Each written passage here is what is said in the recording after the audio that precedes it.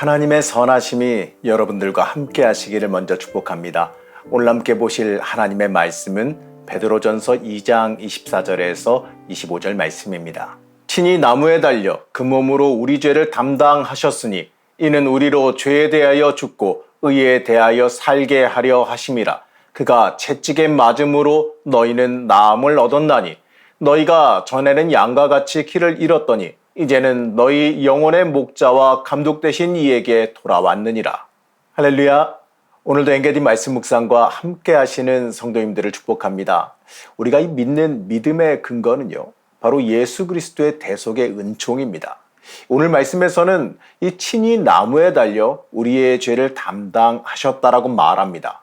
예수 그리스도께서 우리를 위해서 이 본인의 의지대로 우리 대신 저주를 받으셨습니다. 본래 그 저주는요, 우리가 받아야 되는 저주입니다. 우리가 우리의 죄의 값으로 인하여서 받아야 되는 저주입니다. 하지만 이 예수님께서요, 우리의 그 죄의 대가를 대신해서 치르셨습니다.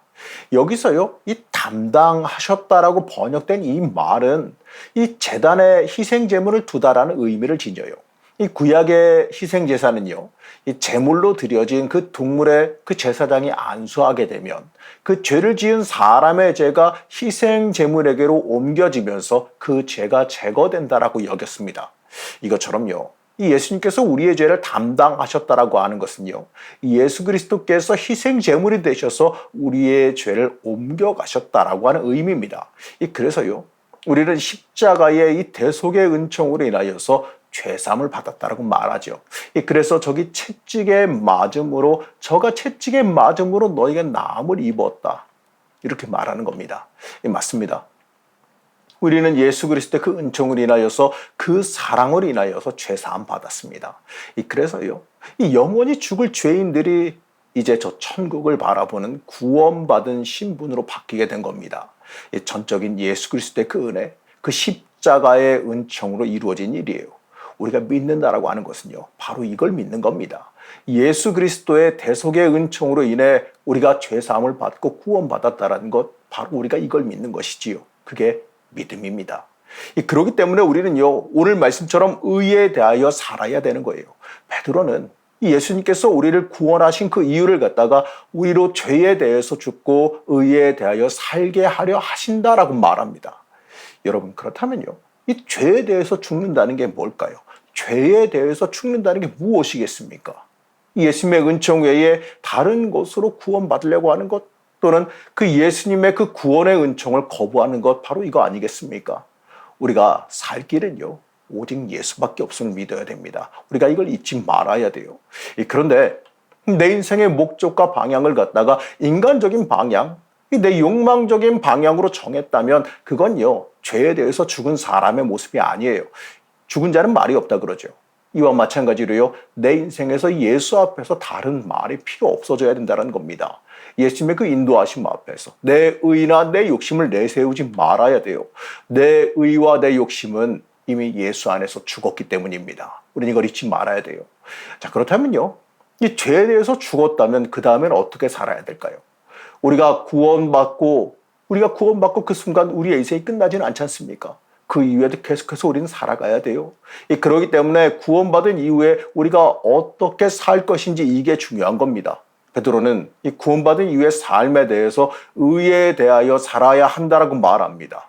이 죄사함을 경험한 성도들은 더 이상 범죄하는 삶을 살지 아니하고 하나님 앞에 철저히 순복하는 삶을 살아야 돼요. 의에 대해서 산다라고 하는 것은요, 내 욕심과 내 생각을 내려놓고 하나님 앞에 철저히 순복하는 걸 뜻합니다. 하나님께서 이끄시는 대로 따라가는 것, 내 의견과 다를지라도 내가 원하지 않더라도 하나님의 이끄심 앞에 순복하는 것, 그것이요, 의에 대해서 사는 일입니다. 우리는 얼마나 의롭게 살고 있습니까? 우리는 죄에 대해서 과연 얼마나 죽고 있습니까? 여러분, 잊지 마시기 바랍니다. 베드로는 명확히 말해요. 그가 채찍에 맞음으로 우리가 나음을 입었습니다.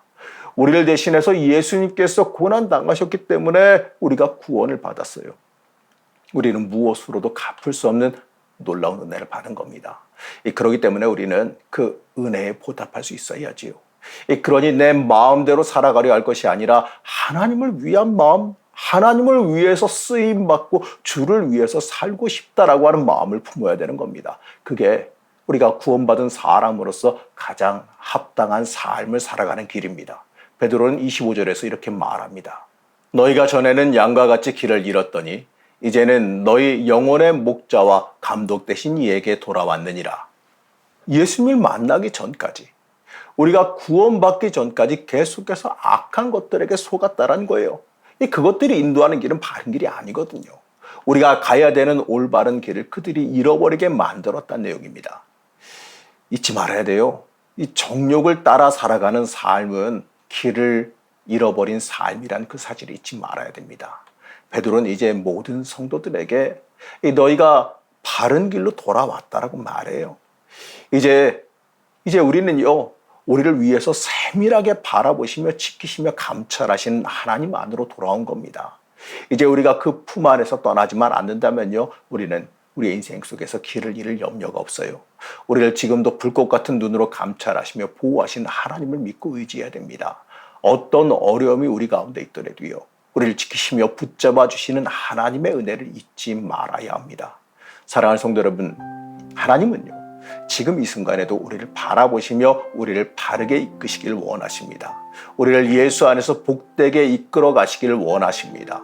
중요한 건 우리가 하나님 앞에 철저히 순복하는 데 있어요. 우리가 하나님의 인도하심 앞에 모든 것을 내어 맡길 때 우리의 인생이 복된 삶을 산다는 그 사실을 잊지 마시기 바랍니다. 이 주님께 인도받는 삶이 복이 있는 삶입니다. 오늘 하루도 우리를 이끄시는 주님의 손길을 만나시기를 시간 간절히 축복합니다. 우리를 구원하신 하나님, 하나님의 그 크신 은총에 감사드립니다. 이 목자 없는 양같이 인생의 길을 잃어버린 우리를 붙잡아 주셔서 가야 할 길로 이끌어 주시니 그 은혜에 감사드립니다. 우리를 긍휼히 여기셔서 부족한 우리를 붙잡아 주심에 감사드립니다.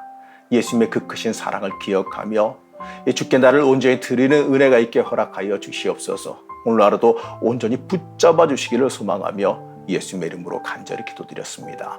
아멘.